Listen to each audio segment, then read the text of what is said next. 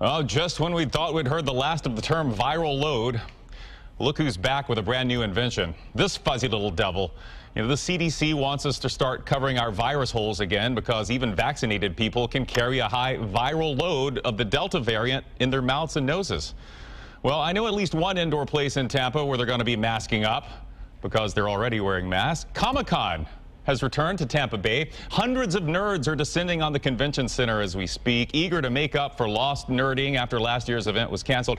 It's okay, Linda. The term nerd is no longer derogatory. This isn't the 80s. Sure? I know because I'm one. I'm a card-carrying member. I'll probably go to Comic-Con this weekend so I can spread the word about Florida's newest superhero, Hamster Man. Oh. He gets us rolling in an all-new edition of Only in Florida. Only in Florida does the Coast Guard investigate a UFO, an unidentified floating object. A couple of weeks ago, people found this odd contraption washed ashore in Flagler County, and to their surprise, there was someone inside. Did a crab build a man trap? No, the man, Reza Bellucci, built this thing so he could walk on water. Here he is in a previous version of his vessel several years ago. Yep, it's a giant hamster ball on the water.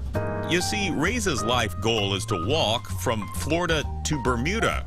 He's tried it on 2 previous occasions, and both times he got into trouble and the Coast Guard had to come rescue him.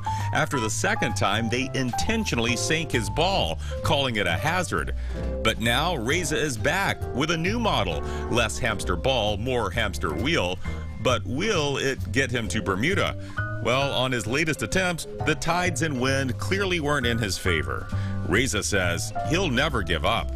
I never give up my dream for never stop. That stopped me 4 or 5 times. I never give up. The Coast Guard will be on standby. But the floating hamster wheel wasn't the most amazing thing to wash up on shore. A beachgoer in Clearwater found a seahorse struggling to swim. They brought it to Clearwater Marine Aquarium where, surprise, the male seahorse popped out hundreds of babies. Yep, in the seahorse world, it's the men who give birth. Can you imagine if it worked that way for us? Talk about effective birth control. A baby seahorse is called a fry, and this dad has more fries than a value meal. Good thing aquarium staff is feeding him. You know, CMA has had a busy summer, rescuing injured sea turtles, rehabbing sick manatees, and giving belly rubs to dolphins. Boy, those dolphins have the life, don't they? But for a few weeks this summer, they did have to share the aquarium with mermaids. It's rare to see these reclusive sirens in captivity. They probably came to the aquarium to escape the red tide in the Gulf. Mermaids are mythical. Other Florida creatures are not. So he went right into the water, and then just as bad luck would be, the gator was right there. A bicyclist in Stewart picked the worst possible place to crash. He flew off this trail and landed right on top of an alligator, who responded by biting his leg and trying to drag him under. Fortunately, the 74-year-old held on to some trees until help arrived, and now he's recovering in the hospital. As for the gator, it's 8'6", pretty good sized gator. It was captured and relocated. The trapper believes the female was guarding a nest.